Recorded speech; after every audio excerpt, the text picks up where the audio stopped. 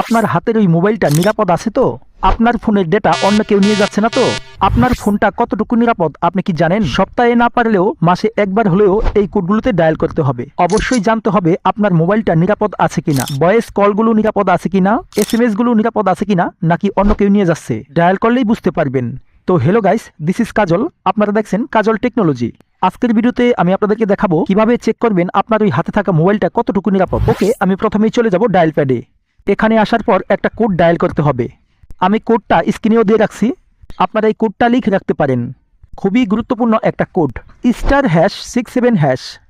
আমি আবার বলছি *#67#। আপনি যদি দুইটা সিম ব্যবহার করেন, দুইটা সিমেই ট্রাই করবেন, আর একটা সিম থাকলে একটা সিমেই ডায়াল করবেন। ওকে, আমি ডায়াল করে দিলাম। ডায়াল করার সাথে সাথে দেখুন এমন একটা ইন্টারফেস চলে আসছে।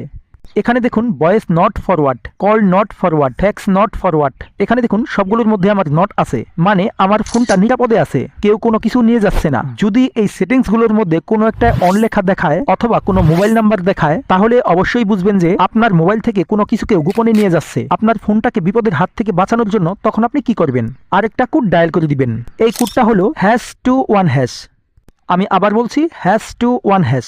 এই কোডটাই ডায়াল করবেন যে সিমের মধ্যে আপনি অন দেখেছিলেন। ডায়াল করার সাথে সাথে সবগুলো সার্ভিস ডিজেবল হয়ে যাবে, আর এইভাবেই আপনি আপনার ফোনটা নিরাপদে রাখতে পারেন। তো বন্ধুরা, আশা করি বুঝতে পারছেন। ভিডিওটা দেখে যদি আপনাদের একটু হলেও উপকার হয়, তাহলে অবশ্যই সাথে থাকবেন। দেখা হবে পরবর্তীতে নতুন ভিডিও নিয়ে। ধন্যবাদ।